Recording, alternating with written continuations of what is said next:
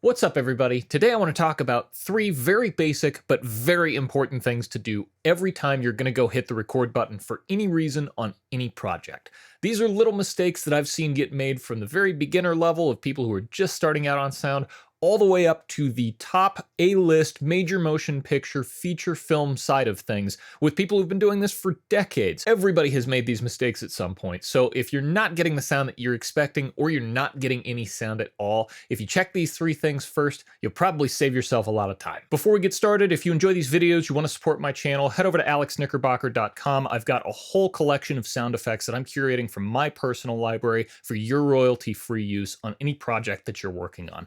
I've also got my first course up on Udemy all about how to build and use a professional mixing template for post-production sound of all kinds. So check those links out in the description down below. Anything really helps me spend more time on this channel sharing major studio workflows and ideas with everybody. The first big thing is turning on phantom power. Phantom power is required by every single condenser mic out there, and the vast majority of microphones that are being used out in the field for film production, and a lot of times in studios as well, are condensers. They require phantom power. It needs to be turned on manually. Very, very rarely is it ever an automatic thing for any recorder. So if you ever see an icon that says plus 48V on any recorder that you're using, make sure it's turned on. You're probably using a condenser mic, and even if you're not, most modern dynamic microphones and ribbon microphones can handle phantom power without any issues. The one big caveat to this is if you're using older ribbon microphones, mostly in music studio environments, some of them are not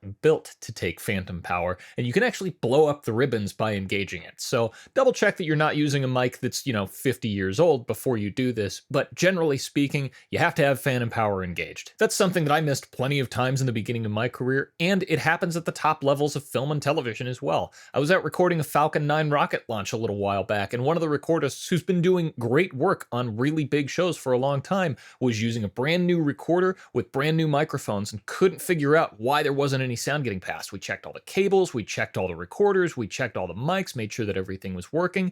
It turned out phantom power wasn't engaged by default. When you're in a high pressure recording situation, you're moving fast and you've got really only one opportunity to get something right, it can be super easy to miss. So always double check that you've got phantom power on. Tip number 2, make sure your microphone's pointed in the right direction. That may seem super obvious, but a lot of modern microphones actually don't make it very apparent which direction they need to be pointed in, especially when it comes to things like ambisonic recording. Multiple microphone capsules on a single mic tend to have a very specific way that they need to be pointed, but you don't know that unless you actually read the manual of the microphone or you look at some sort of documentation or the figures on the mic itself.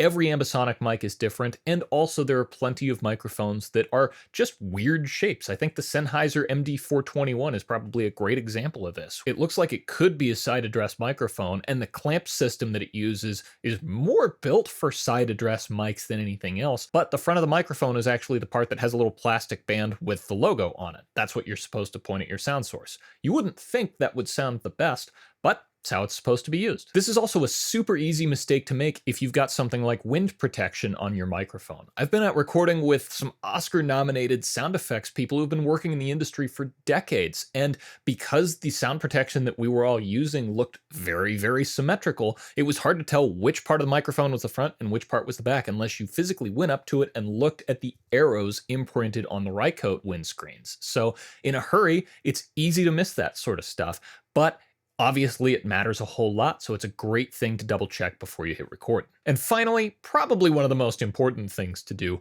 whenever you're recording anything on any device, whether it's an actual field recorder or a camera or a DAW or anything in between, make sure the tracks that you're recording to are record armed in the first place. This is also probably one of the easiest things to overlook because if your tracks aren't record armed, generally they'll still show that audio is passing through them if you're not looking carefully. And again, if you're moving quickly, if you have one opportunity to get something right, you can overlook this pretty easily. I've been out in distant locations in the middle of nowhere running 16 and 20 channels of microphones on multiple different field recorders to get something one time. It would be really, really bad not to have all those tracks armed just because I was moving quickly. So I'd highly, highly recommend, if you do nothing else, make sure that you're always checking which tracks on your recorders are actually armed if you want to record anything at all. I know these things seem super basic, but in the recording world, this is the whole is it plugged in, is it turned on thing. Generally, if you encounter some kind of problem,